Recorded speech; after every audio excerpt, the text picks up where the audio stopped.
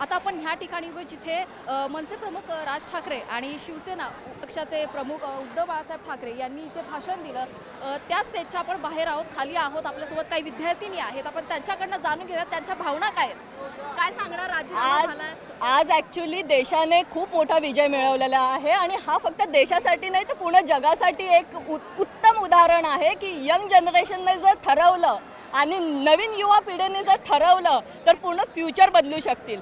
Current जे situation आहे ज्याच्यामध्ये आपण सगळ्या गोष्टी फेस करत आहोत, इश्यू फेस करत आहोत, ते आता घरापुरतं लिमिटेड नाही आहे. ज्या ज्या प्रॉब्लेम आहेत तुम्ही बाहेर या, डिस्कस करा, बोला, कारण हेच यूथ आणि हीच यूथची पॉवर आहे. कारण आत्ता जी विजय आहे ना त्याच्यापेक्षा अजून खूप स्टेप पुढे आपल्याला जायचं आहे आणि डेफिनेटली अजून बऱ्याच गोष्टी आहेत ज्या पॉझिटिव्हली आपल्याला घ्यायच्या आहेत आणि त्या होणार आहेत. आणि thank you so much for all this public की त्यांनी एकजुटीने इथे आलेले आहेत आणि इथून पुढेही अजून साऱ्या गोष्टी आपल्याला करेक्ट करायच्या आहेत. ज्यात मेन आहे टॅक्स, रस्ते, जे आत्ताही तुम्ही बघू शकता की आम्ही आत्ता चालतोय तरी पण आम्हाला त्या गोष्टीमध्ये प्रॉब्लेम होतोय.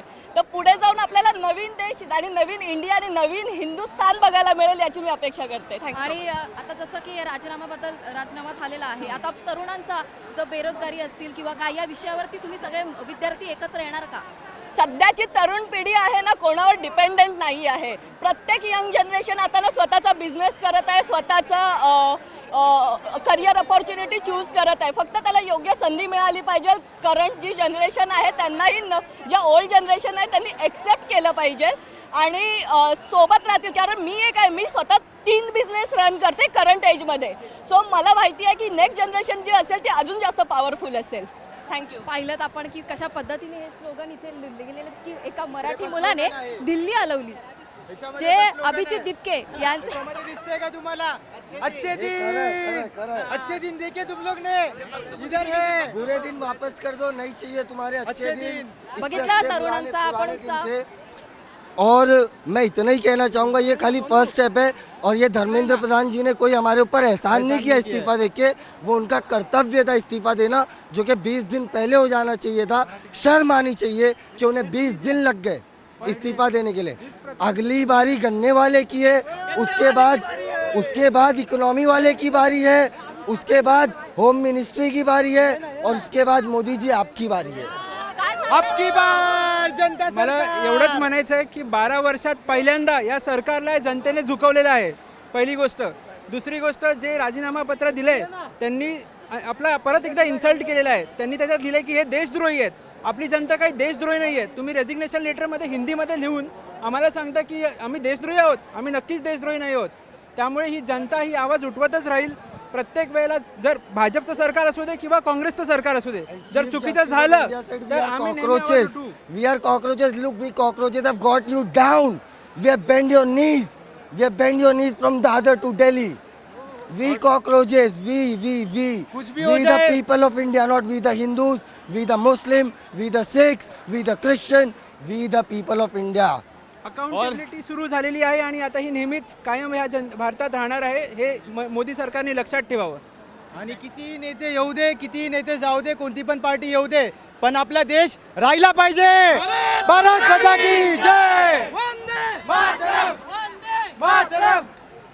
आज मैं बहुत ज़्यादा खुश हूँ क्योंकि हमारे देश के लिए, हमारे बच्चों के लिए बहुत ज़्यादा अच्छा हुआ.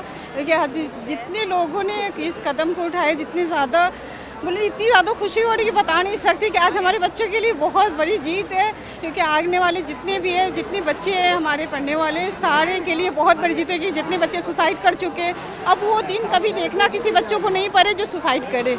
ये बहुत बड़ी जीत है हमारे लिए. थँक्यू कहना चाहते. जसं की आपण पाहिलं की इथे तरुणांचा उत्साह हा खूप वाढलेला आहे. सगळेजण खुश आहेत. बघू शकतो सगळेजण इथे.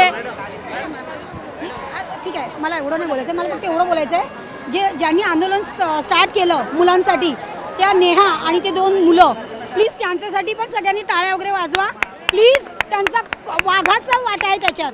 बाकी सगळ्यांची नावं आली आहेत पण आम्ही त्यांना बघितलं नाही आहे. आणि मला सिरियसली मनापासून खूप वाटतं की नेहा आणि सगळे पुढे आले पाहिजे, त्यांची पण नावं.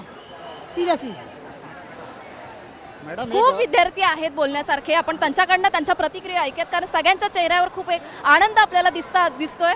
मैडम, ये गवर्नमेंट जब से ये सीए का प्रोटेस्ट हुआ, सीए का प्रोटेस्ट हुआ तो इनको लगा पाकिस्तान से फंडिंग आ रही है, जब किसान आंदोलन पे बैठे तो इनको लगा कनाडा से फंडिंग आ रही है, अब जब स्टूडेंट बैठे तो इनको लग रहा है कि पाकिस्तान और चाइना से फंडिंग आ रही है। बट RDX कहाँ से है यार 400 किलो, इनको अभी तक नहीं पता चला। पुलवामा जो अटैक हुआ, इनको इसकी फंडिंग अभी तक नहीं पता चला कि 400 किलो RDX कहाँ से है, लेकिन पैसा कहाँ से आ रहा है प्रोटेस्ट को सर्वाइव करने के लिए, स्ट्रॉन्ग करने के लिए इनको पता चल गया।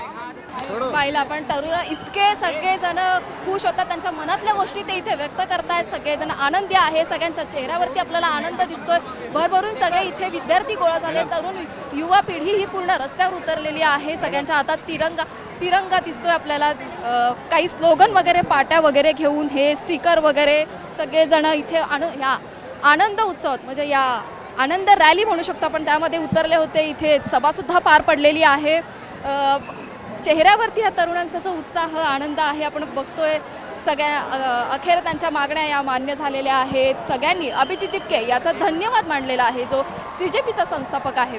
तर आपण पाहिलं की या पूर्ण वातावरण हे एक जल्लोषात साजरं करण्यात आलं। कॅमेरा पर्सन संतोष दिसलेसोबत मी प्रीती खंडागळे, आवाज इंडिया मराठी, शोध सत्य।